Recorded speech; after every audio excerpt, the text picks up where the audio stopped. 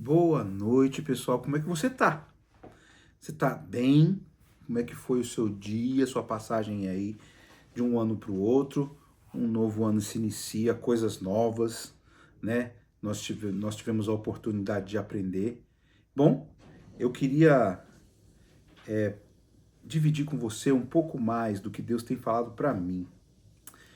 E vamos fazer uma prece? Bondoso Deus, muito obrigado por todas as bênçãos que o Senhor tem nos dado. Muito obrigado. Agora estamos aqui diante da sua presença e aqui as pessoas vão ouvir, mas que eles possam ouvir mais do que tudo a sua palavra falando ao coração deles. Esteja conosco, em nome de Jesus. Amém. Bom, novo ano começou, novas aspirações, tantas coisas podemos fazer, tantas coisas a gente ficou pensando que a gente poderia ter feito. Bom, só recapitulando então o que você deve pensar, o que tiver na sua, o que tem que estar na sua mente para esse ano. Primeira coisa que eu quero que você coloque na sua mente, que você deve fazer uma lista de quem você é. Colocar lá assim, olha, eu sou assim, assim, assim, assim. Colocar todas as coisas que você tem medo, as coisas que você acha que são um ponto forte em você, as coisas que você acha que são um ponto fraco. Você coloca tudo no papel. Não precisa mostrar para ninguém, você só coloca. Depois você vai fazer uma outra lista de coisas que você sabe que poderia ser diferente se você não tivesse esse hábito. A ideia é você substituir hábitos. Você não pode ficar assim, achando que você vai deixar de fazer uma coisa e não ocupar aquele espaço. Você não pode deixar espaços vazios. Então, se você vai reprogramar o seu ano, você precisa substituir hábitos.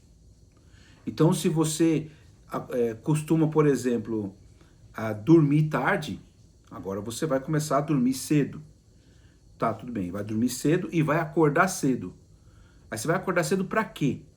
Bom, a primeira coisa que eu faço do dia quando eu acordo é procurar falar com Deus através da palavra e da oração. Você pode reprogramar o seu dia, organizar a sua agenda, organizar o seu cronograma do dia a dia. Isso é muito importante. Bom, depois disso, que você começou a substituir os seus hábitos, agora você não pode deixar de aceitar desafios. Desafios para a própria vida. Hoje eu vou falar para você uma coisa, eu tinha um desafio. Eu estava aqui em casa e a temperatura estava -13 aqui na região onde eu moro. Estava muito frio. Eu olhei para o lado de fora porque eu queria sair para fazer caminhada. Porque eu coloquei como desafio para mim tomar mais água, melhor, cuidar da minha saúde. O desafio para mim é cuidar da minha saúde. Então, tomar mais água e fazer exercício físico. Meus queridos, isso para mim para você pode parecer uma coisa simples, mas para mim é uma das muralhas que tem que ser derrubadas. E eu olhei para fora, estava muito frio. Sabe o que eu fiz? Eu fui fazer exercício dentro de casa mesmo.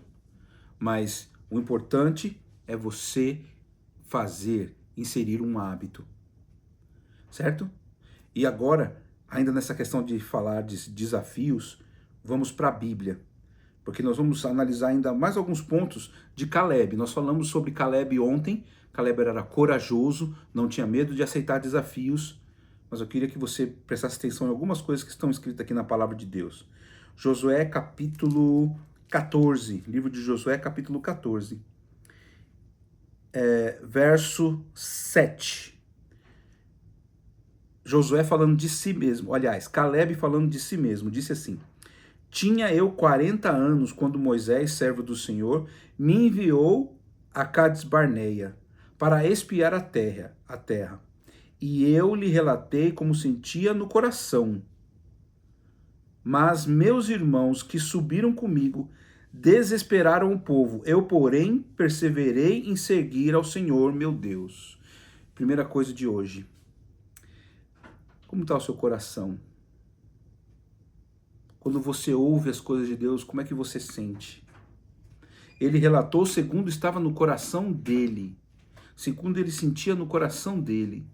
Ele queria animar as pessoas. Então, querido, seja você palavra de bênção para a sua vida e para a vida dos outros. Se você não puder animar, abençoar, não diga nada. Mas que eu oro a Deus para que você seja palavra de bênção.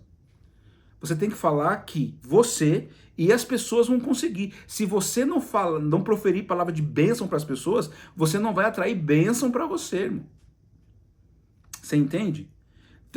Isso aqui está dentro daquela máxima que Jesus disse assim: amar ao próximo como a ti mesmo. Então você tem que ser palavra de bênção, você tem que proferir palavras de bênção, de afirmação para a vida dos outros e para a sua vida. Certo? Você não pode ter esse vício. Você vê, aqui tem 2 quadros. Um perseverou em seguir ao Senhor. Os outros, eles desanimaram, desesperaram o resto do povo. Então, você vê o poder da palavra. Seja você palavra de bênção. Profira bênçãos. Não chore só os problemas. Não chore as situações ruins, só isso somente, não. Profira a palavra de bênção para os outros e para a sua vida. Seja você uma bênção. Outra coisa que eu quero dividir com vocês. Bom, passaram-se 45 anos desse dia e ele ainda estava firme. E ele colocou aqui no verso 12. Quero ler com você. Eu falei dele ontem, mas eu quero ler com você agora. Agora, pois, dá-me este monte de que o Senhor falou naquele dia, pois naquele dia ouviste que lá estavam os anaquins, os grandes e fortes, os anaquins e grandes e fortes cidades. O Senhor, porventura, será comigo para os desapossar, como prometeu. Presta atenção, querido. Se Deus colocou você num caminho, essa é a segunda coisa de hoje. Se Deus colocou você num caminho, fique em paz. Se você perseverar e tiver coragem de seguir ao Senhor, você pode ter certeza que Ele vai cumprir a palavra dele. Porque foi o que aconteceu na vida de Caleb. Ele diz assim, lá no verso 14, no finalzinho, diz assim, ó, visto que perseverava em seguir o Senhor, Deus de Israel. Então ele conquista Hebron, ele conquista os montes, porque ele perseverava em seguir ao Senhor. E o que Caleb tinha nas mãos? Ele era um homem de 85 anos quando ele pede os montes, quando ele pede para expulsar os filhos de Anak, para derrubar as cidades. O que Caleb tinha nas mãos? Bom, me faz pensar isso. Não diz aqui que ele era talentoso ou forte, ou um bom espadachim, ou se ele atirava com arco e flecha ou lança. A Bíblia não relata nada disso sobre ele. Diz que ele perseverava. Ele era perseverante, esse era o talento dele. Isso é o que Deus tinha colocado dentro dele e é o que ele colocava em prática. Então, eu quero dizer para você uma coisa. O que Deus colocou na tua mão? Quais são os seus dons? Qual é o seu talento? Essa é a terceira coisa de hoje. Vamos recapitular? Primeiro, seja bênção para os outros. Profira a palavra de bênçãos para os outros e para você. Segundo, persevere em seguir ao Senhor. Tenha confiança. Se Deus colocou você num caminho, Ele vai concretizar a obra dele. Agora, o terceiro ponto é: o que você tem na sua mão? O que Deus colocou como talento na sua mão? Querido, às vezes nós ficamos procurando resolução para os nossos problemas financeiros, os nossos problemas pessoais, os nossos problemas familiares. A gente fica procurando solução em outras coisas e às vezes Deus já colocou a solução nas nossas mãos. A chave para Caleb conquistar Hebron foi a perseverança. Então, tudo isso que nós conversamos até aqui, ele foi colocando em prática, assim, sabe? Colocando em prática na vida, junto com o povo de Israel. Foi colocando em prática essas coisas. Ele sabia quem ele era, ele sabia onde ele queria chegar. E ele contava com o dom dele que Deus tinha dado. Mais uma vez eu vou perguntar para você ficar pensando: o que Deus colocou na sua mão? Bom, que você tenha uma noite em paz. Fique com Deus e nós falamos amanhã.